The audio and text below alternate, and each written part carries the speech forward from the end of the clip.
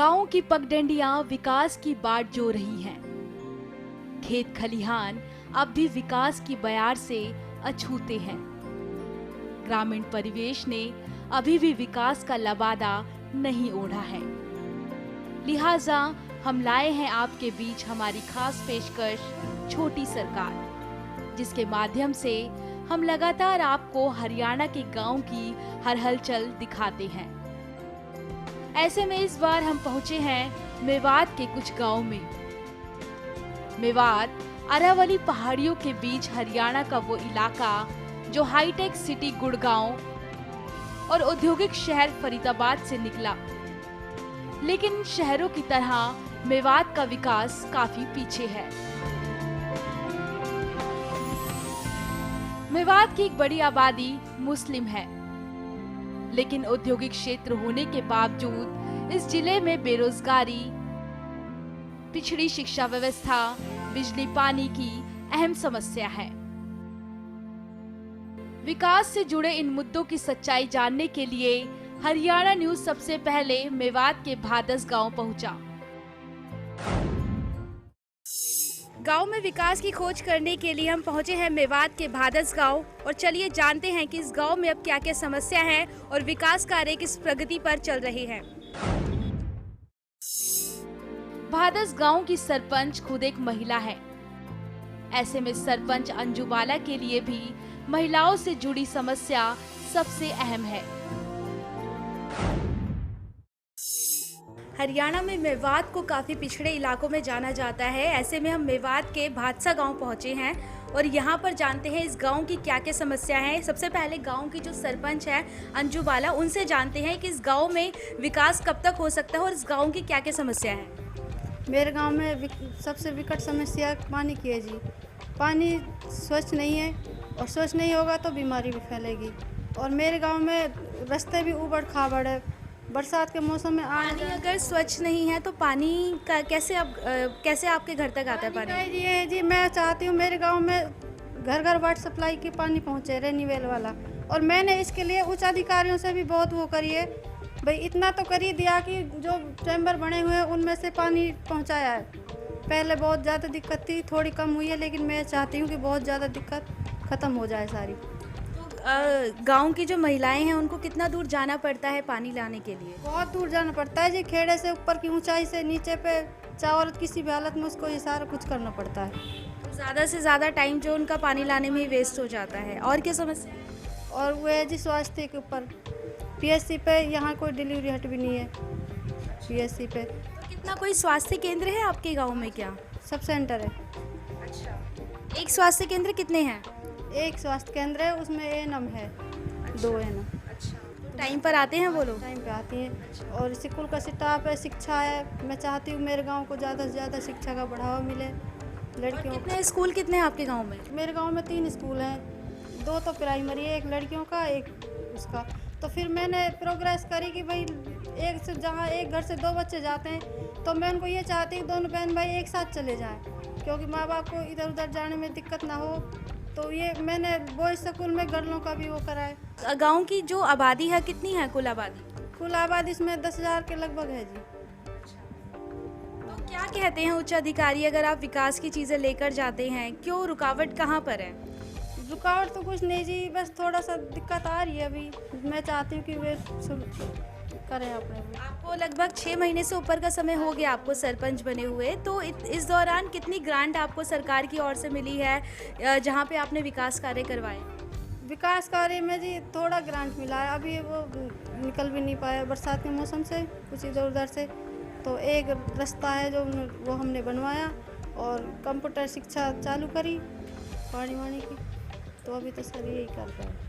और बच्चों को स्टार्टिंग में जो स्वास्थ्य से रिलेटेड चीज़ें मिलनी चाहिए, क्या वो मिल पाती है? आंगनबाड़ी वर्करों में हम जाते हैं, वर्करों से कहते हैं उनके लिए पूरक पोषाहार, किशोरियों का जो राशन है वो भी दिलाते हैं। और हम पूरी कोशिश कर रहे हैं कि उनको पूरा टीकाकरण पे भी वैसे भी पूरे तरीका का सहयोग मिले स्वास्थ्य। आप खुद एक महिला सरपंच है, महिलाओं के लिए आपने गांव में अब तक क्या किया है और क्या प्लानिंग है आपकी आगे करने की? मेरी प्लानिंग ये है कि लड़कियों को उच्च शिक्षा मिले, बढ़िया स्कूल के मिले और उनको थोड़ा रोजगार का भी वो मिलता रहे। इस पानी वजह की दिक्कत से छुटकारा पाए, तो जब भी तो वो अपना कुछ कर पाएंगे। अब ये पानी इधर उधर से लाने में तो टाइम वेस्ट हो जाता है उनके ऊपर, वो बच्चों के ऊपर भी पूरा ध्यान नहीं दे पाते। इस बार पढ़ी लिखी सरकार बनी है, सारे सरपंच जो हैं पढ़े लिखे हैं, तो आपने कहाँ तक पढ़ाई की है? मैंने +2 करी है। और आपके हस्बैंड क्या करते हैं और कहाँ तक पढ़े हैं? वो BA B.Ed JBT और अब तो वो है टीचर हैं। तो टोटली पढ़ा लिखा होने का आपको पूरा फ़ायदा मिला है। और गांव के बारे में और क्या चाहते हैं आप सरकार से? मैं चाहती हूँ जो गांव सरकार की जो भी योजना है वो हमें उनके तक पहुँचाए गांव वालों में। अच्छा, और बिजली पानी का क्या है? यहाँ पे बिजली कब तक आती है? बिजली क्या प्रॉपर तरीके से आती है? प्रॉपर नहीं आती जी बिजली, मुश्किल से 8-7 घंटे आती है 24 घंटों में से। कितनी 8-7 घंटे?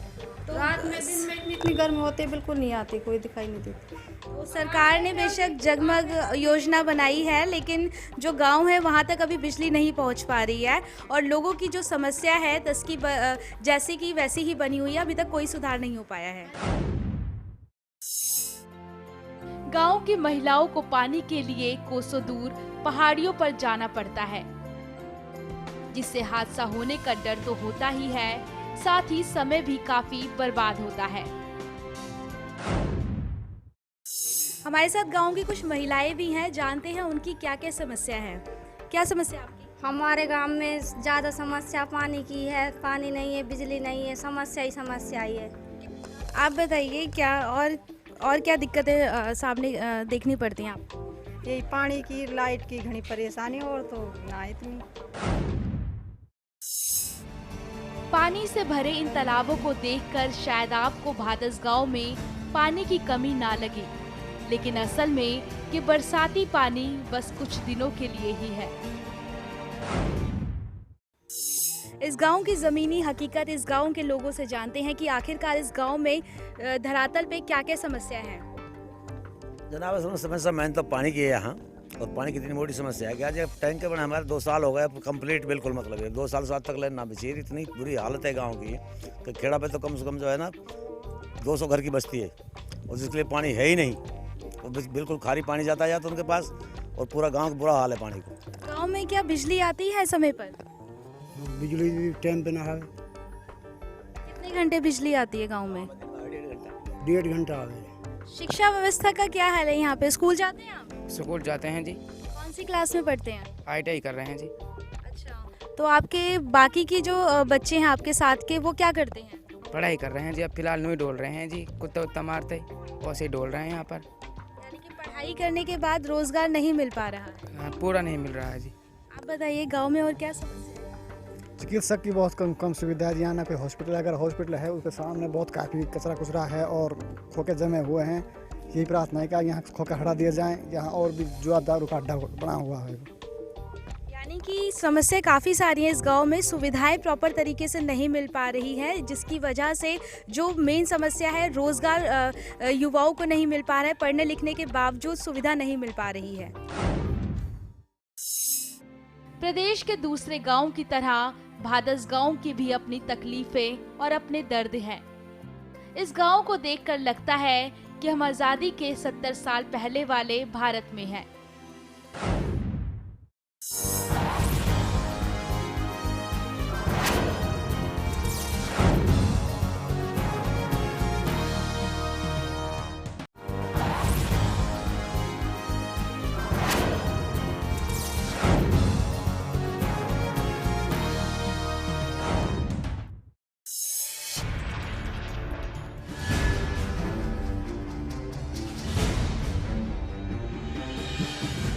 सरकार और गांव के बीच सरपंच एक कड़ी का काम करते हैं, जो गांव के क्षेत्रीय मुद्दों के नजदीक तो होते ही हैं, साथ ही सरकार से भी गांव के अधिकारों के लिए संघर्ष करते हैं।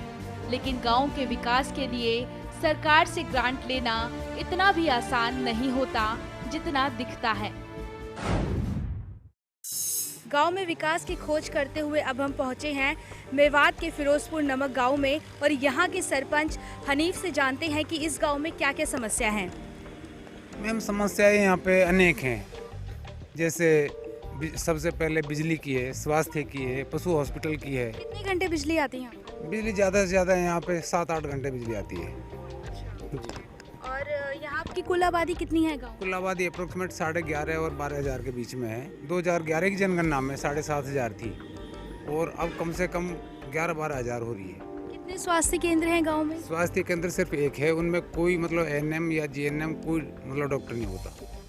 और स्कूल कितने हैं गाँव में? स्कूल हमारे यहाँ पे सीनियर सेकेंडरी है, एक स्कूल है जिसमें 1567 बच्चे हैं, जिनमें से 670 के करीब लड़कियाँ हैं। बाकी हमारे स्टूडेंट, ऐसी कोई खास सुविधा नहीं है। मैं जब से सरपंच बना हूँ तो मैंने बहुत कोशिश करा है शिक्षा के बारे में, शिक्षा, स्वास्थ्य और सफाई के बारे में विशेष ध्यान है मेरा। और जब से आप सरपंच बने हो कम से कम 6 महीने से ऊपर का समय बीत चुका है और आपने गांव के विकास के लिए और क्या क्या चीज़ें की हैं? मैंने मैम तो शिक्षा के ऊपर विशेष ध्यान दिया है।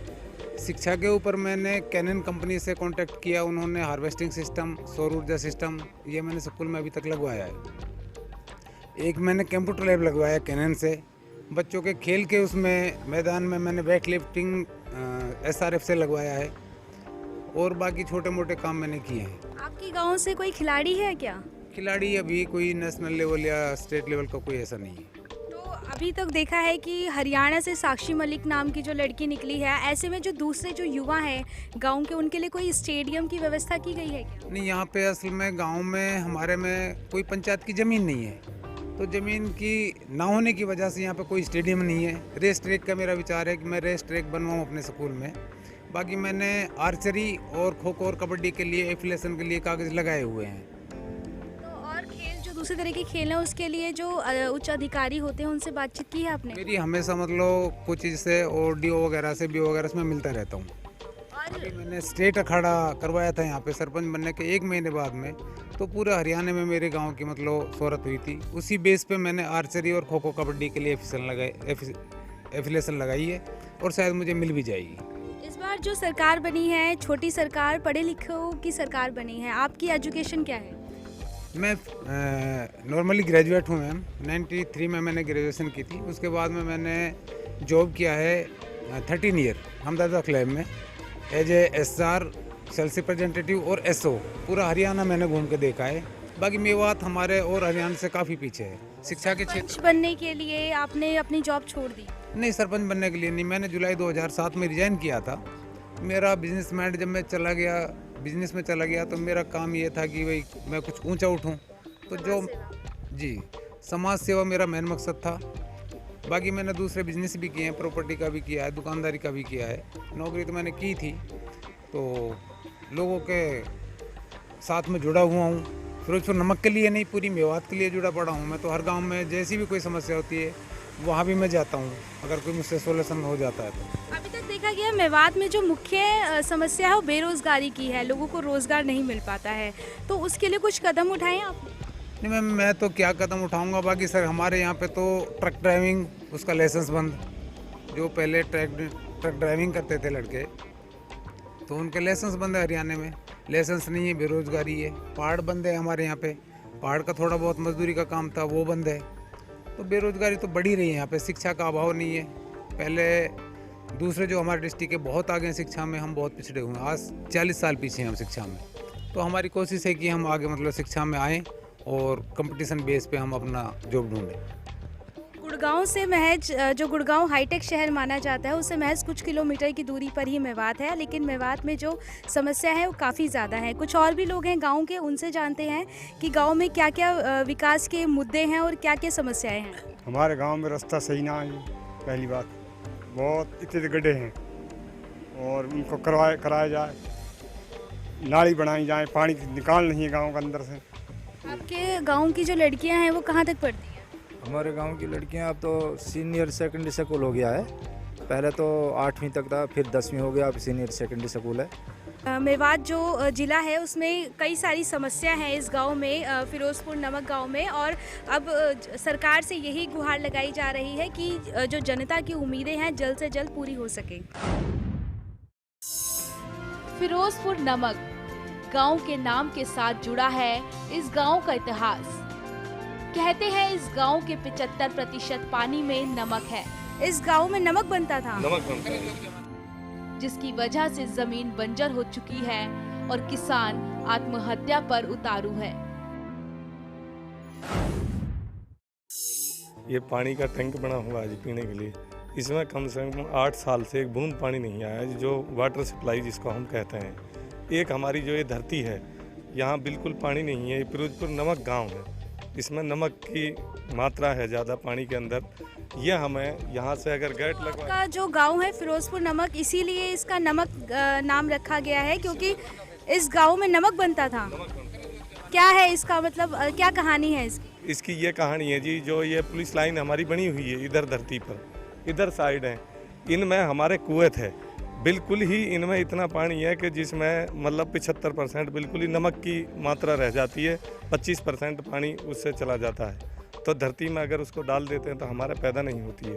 तो हमारे लिए पानी जो है यहाँ से घासड़ा से ये ड्रेन जाती हुई है, इसमें गेट लगा दिया जाए तो हमारी धरती में पानी पड़ जाता है नाली से। और नहीं, हमारी अगर बरसात नहीं हुई, जितनी भी ये मतलब जितनी धरती है सारी बगैर फसल के रह जाएगी, हम कुछ नहीं बोने पाएंगे। नमक की वजह से फसल को नुकसान हो जाता है। बिल्कुल हो जाए, पानी हम डालने नहीं पाते, बीज नहीं डालने पाते हैं जी धरती के अंदर।